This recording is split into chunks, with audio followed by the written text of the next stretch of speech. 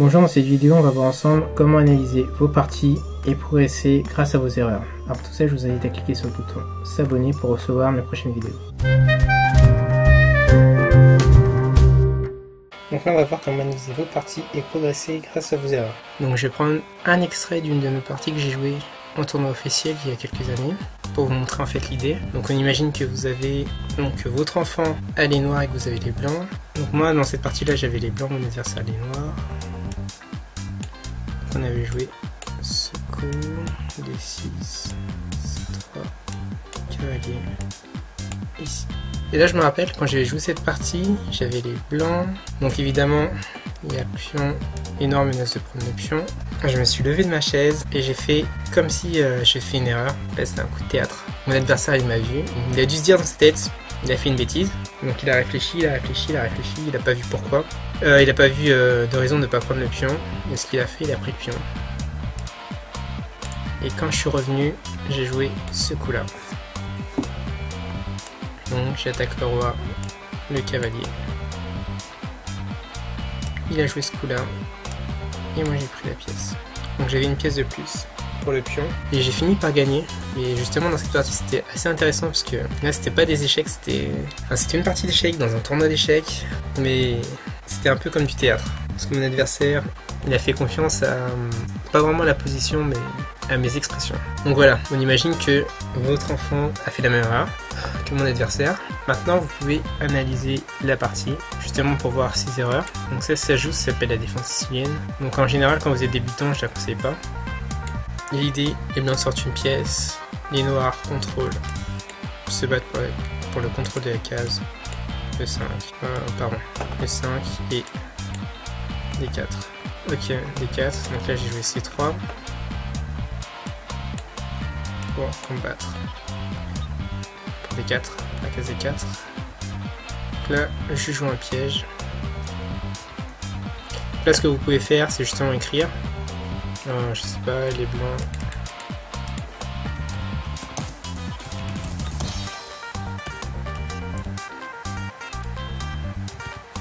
Développe une pièce pour attaquer, pour contrôler la case D4 et le 5. Donc là vous écrivez, il faut écrire les commentaires en fait. Donc là je vous montre les noirs se battent pour la case D4. Les noirs en fait ils veulent contrôler la case D4. Ok, donc ça vous avez marqué. Donc les blancs veulent sortir le plus rapidement leur pièce. Donc ça c'est les idées, il faut les écrire. Peut-être même coup par coup. L'idée c'est dialoguer avec votre enfant, qu'il exprime ses idées. Vous marquez aussi les vôtres. Là c'est ce que je vais vous montrer. Se battent pour la case. Le 5. Voilà, ensuite on continue. Les blancs peuvent jouer leur pion en D4 et se battent pour cette case. Ok. Le cavalier C6 développe une pièce.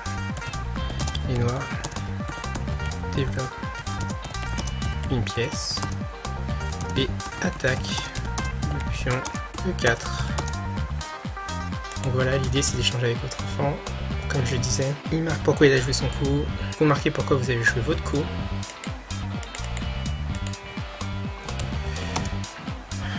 Les blancs jouent leur fou pour faire le roc et tendre un piège. Ok.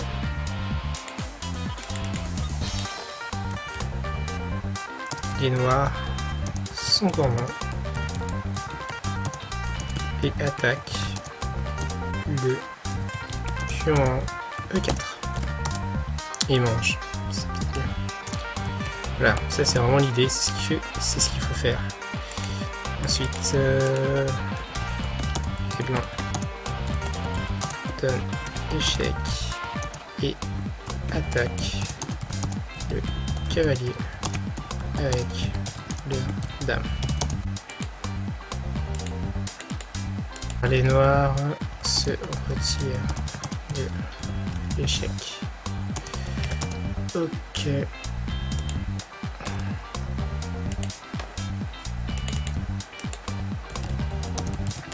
Les blancs prennent le cavalier.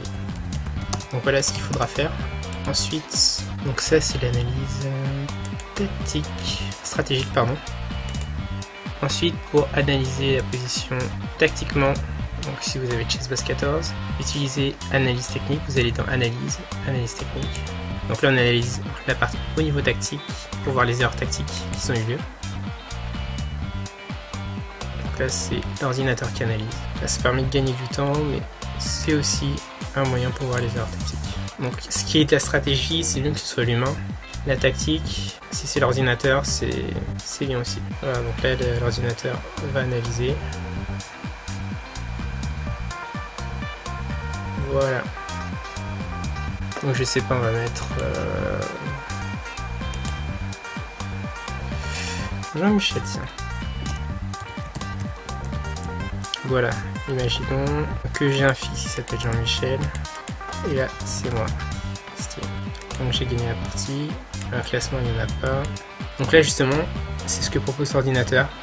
Donc en fait, l'analyse de l'ordinateur complète l'analyse humaine. Ça, c'est très intéressant. Donc là, ça fait une partie qu'on a jouée. Je l'ai saisie. Là, j'ai mis un résultat que j'avais gagné. Donc là, justement, avec l'analyse de l'ordinateur, on peut voir qu'il y a eu des parties qui ont joué sur ce thème. Que ici, les noirs avaient joué fou D7 au lieu de cavalier C6 comme dans la partie. Il nous montre comment ça s'est passé. Et les blancs finalement avaient gagné en 22 coups. Donc là en fait ça nous permet d'analyser une partie, de voir nos erreurs. Donc voilà, ça c'est la suite d'une partie. La partie ça avait duré jusqu'ici. Donc le problème c'est que ça a rajouté quelque chose. Ouais. Donc cavalier ici. 5. Autant pour moi.